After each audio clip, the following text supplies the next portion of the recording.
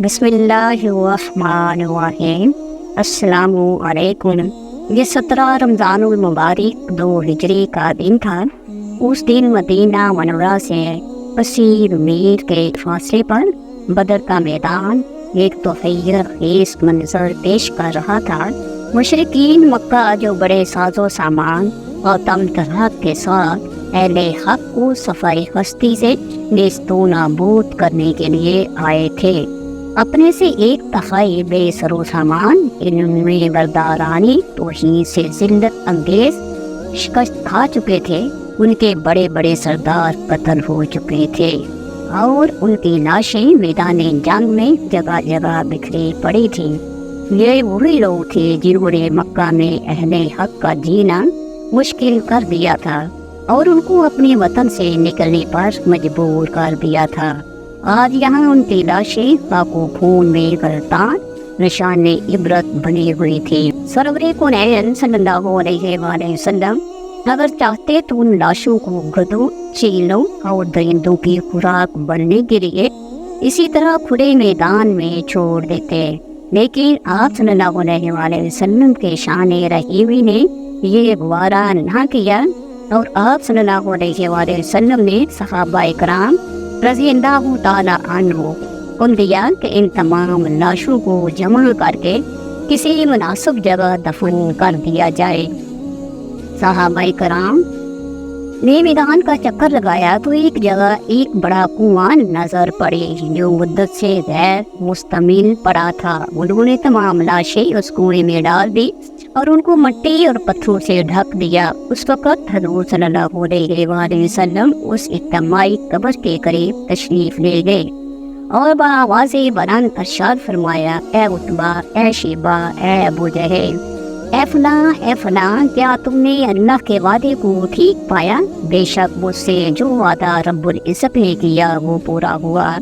جس وقت لسان رسالت سے یہ الفاظ ادا ہوئے، وہاں پر موجود حضور صلی اللہ علیہ وآلہ وسلم کے تمام جانساروں کے چہرے عبرت پذیری کا موقع بن گئے، لیکن ان میں سے ایک صاحب رسول نہایت غمزدہ معلوم ہوتے تھے۔ وہ 1.5 عمر کے ایک کشیدہ قامت آدمی تھے۔ سامنے کا ایک دانت زیادہ تھا اور ایک آنکھ میں قدرے بھینگا پن تھا، لیکن چہرے کے نقوش دلکش تھے اور پیشانی نور سعادت سے چمک رہی تھی۔ ان کو غم و اندوہ سے نڈال دیکھ کر نبی رحمت صلی اللہ علیہ وسلم نے اپنے قریب بلایا اور بڑی شفقت سے فرمایا، شاید تم کو اپنے باپ کے مرنے کا غم ہے؟ انہوں نے عرض کیا، یا رسول اللہ کی قسم، میں اپنے باپ کی موت کی وجہ سے مغموم نہیں ہوں، بلکہ مجھے دکھ اور رنج اس بات کا ہے کہ میرے باپ کو قبول حق کی سعادت نصیب نہ ہوئی اور وہ کفر پر مرا، حالانکہ وہ ایک دانشمند صاحب الرائے، معاملہ فہم اور خوش اخلاق شخص تھا، اور مجھے یہ پورا بھروسہ تھا کہ وہ اشرف اسلام سے بہراور ہوگا، لیکن جس حالت میں وہ اپنے انجام کو پہنچا اس کو دیکھ کر میری تمام امیدیں اور آرزوئیں خواب میں مل گئی۔ میرے باپ کا مرتے دم تک دولت ایمان سے محروم رہنا ہی میرے قلق کا سبب ہے۔ حضور صلی اللہ علیہ وسلم نے ان کے جذبہ ایمانی کی تعریف کی اور ان کو دعائے خیر سے نوازا۔ غیرت دینی اور جوش ایمان کا بھرپور مظاہرہ کرنے والے یہ صاحب رسول قریشی مکہ کے نامور رئیس عتبہ بن ربیعہ مقتول بدر کے فرزند حشیم تھے، جو تاریخ میں اپنی کنیت ابو حذیفہ سے مشہور ہیں۔ حضرت ابو حذیفہ بن عتبہ رضی اللہ تعالیٰ عنہ کا شمال بڑے بڑے صحابہ کرام میں ہوتا ہے۔ انہوں نے ایک ایسے گھرانے میں آنکھیں کھولی جو کفر و شرک کے ماجرا تھا۔ ان کا والد عتبہ بن ربیعہ قریش کے سربراہ روسا میں سے تھا اور اپنی قوم میں بڑے قصر و رسوخ کا حامل تھا۔ اس کی معاملہ فہمی، دوراندیشی اور وفاداری کا بھی سب کو اعتراف تھا، لیکن وائے بدبختی کے جب نبی رحمت صلی اللہ علیہ وسلم نے اہل مکہ کو توحید کی دعوت دی تو اس نے اپنے کانوں میں روئی ٹھوس لی اور ان لوگوں میں شامل ہو گیا جنہوں نے دین حق کی مخالفت کو اپنا اوڑھنا بچھونا بنا لیا تھا اس کی طبعی شرافت نے اسے ابو لہب، عتبہ بن ابی معیط، امیہ بن خلف، ولید بن مغیرہ اور اسود بن عبد یغوث وغیرہ جیسے شریر النفس لوگوں کی صف میں شامل ہونے سے باز رکھا۔ یہ وہ لوگ تھے جنہیں حضور صلی اللہ علیہ وسلم کی اظہار ثانی کے لیے ذریعے سے شدید حرکت سے بھی اجتناب نہیں تھا۔ عتبہ اور اس کا بھائی شیبہ اسلام کے دشمن ضرور تھے، لیکن انہوں نے حضور پاک کو ستانے کے لیے کبھی کسی کمینہ حرکت کا ارتکاب نہیں کیا۔ عتبہ نے اپنے فرزند حسین کی پرورش بڑے ناز و نخرے سے کی۔ جب وہ جوان ہوئے تو ان کی شادی خطیب قریش سہیل بن عروہ کی صاحبزادی سے کر دی اور حسین 30 یا 32 برس کے تھے کہ مکہ میں صدائے توحید بلند ہوئی۔ اگرچہ عتبہ نے اپنے فرزند کو اپنے رنگ میں ڈالنے میں کوئی کسر نہ اٹھا رکھی تھی، لیکن اللہ تعالیٰ نے اس نوجوان کو فطرت صالحہ سے نوازا تھا۔ انہوں نے ہر قسم کی خطرات کے بلا تعمل دعوت حق پر لبیک کہا۔ ایک وقت بیوی حضرت سہلہ بن سہیل رضی اللہ تعالیٰ عنہ نے بھی ان کا ساتھ دیا، اور یوں دونوں میاں بیوی سابقون اور اولون کی مقدس جماعت میں شامل ہو گئے۔ عتبہ پر بیٹے اور بہو کی سعادت اندوزی اسلام سب شاک گزری، اور اس نے ان کی طرف سے آنکھیں پھیرنے نتیجہ یہ ہوا کہ وہ بھی دوسرے مسلمانوں کی طرح مشرکین قریش کے ظلم و ستم کا نشانہ بن گئے۔ جب حضور صلی اللہ علیہ وآلہ وسلم نے مسلمانوں کو مدینہ کی طرف ہجرت کرنے کا امن دیا تو حضرت ابو حذیفہ رضی اللہ تعالیٰ عنہ نے اپنی اہلیہ، فرزند اور آزاد کردہ غلام یعنی کہ منہ بولے بیٹے حضرت سالم رضی اللہ عنہ کے ہمراہ مکہ سے ہجرت کر کے مدینہ چلے گئے۔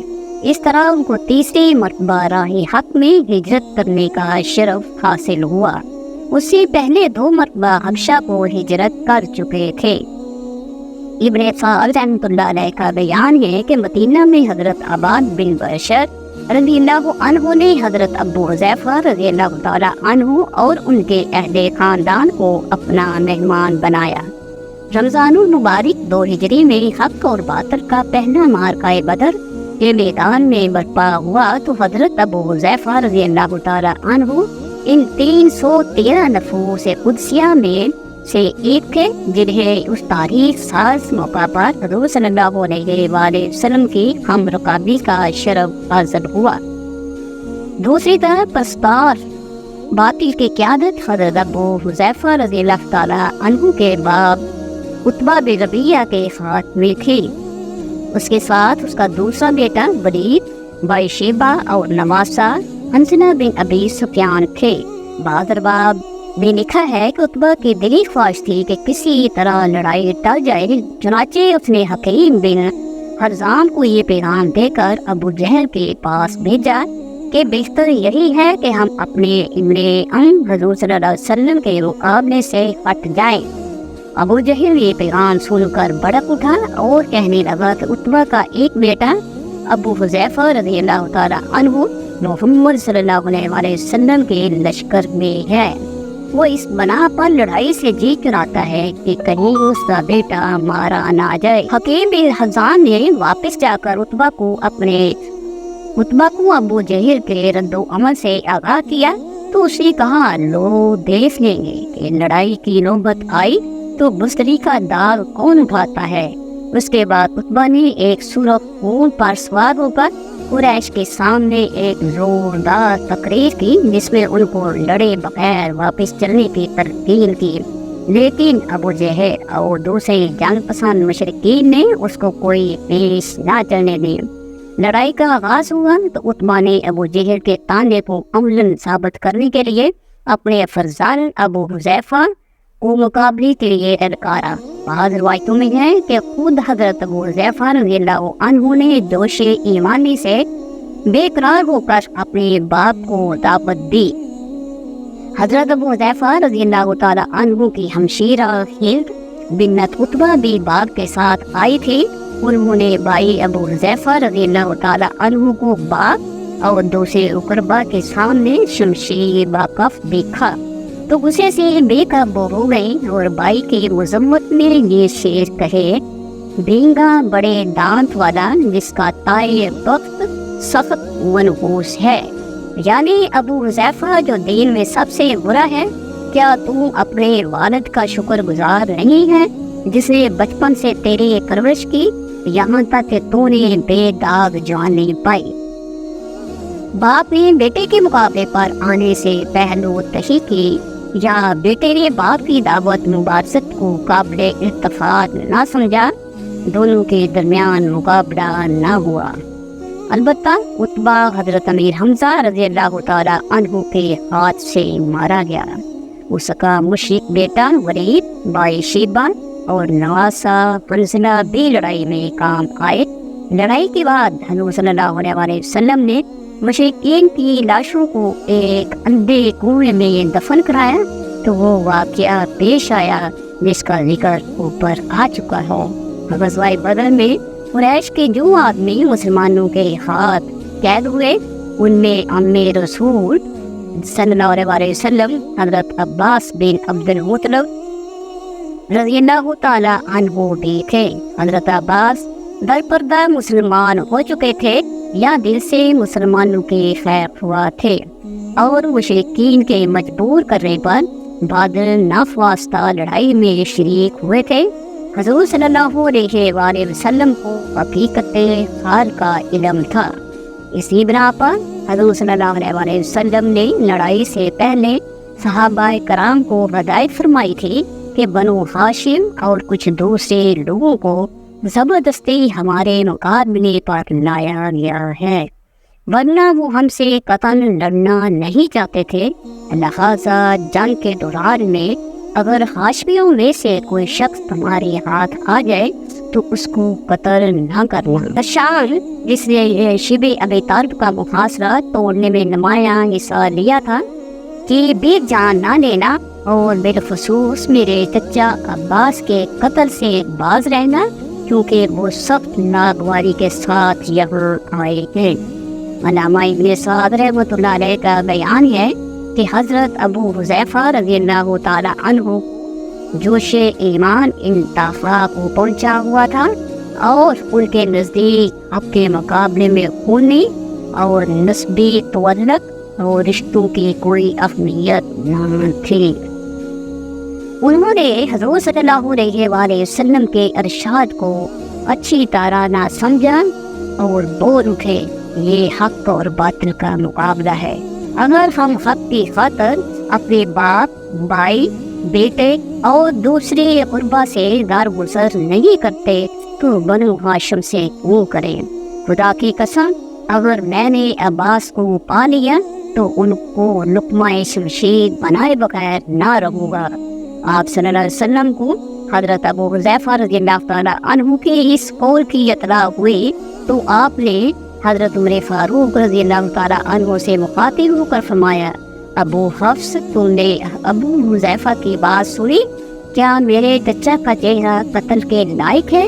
हज़रत उमर रज़ियल्लाहु ताला अन्हु को जोश आ गया और अर्ज़ के या रसूल अल्लाह, अगर इजाज़त हो तो अबू हुज़ैफा की गर्दन उड़ा दूं। लेकिन नबी रहमत सल्लल्लाहु अलैहि वसल्लम ने हज़रत उमर को ऐसा करने से बाज रखा, क्योंकि हज़रत अबू हुज़ैफा आपके नहायत मुखलिस और जानसार सहाबी थे। ये जुमला इत्तफाकिया यानी कि गलत फहमी के गुनाह पर उनकी ज़बान से निकल गया था।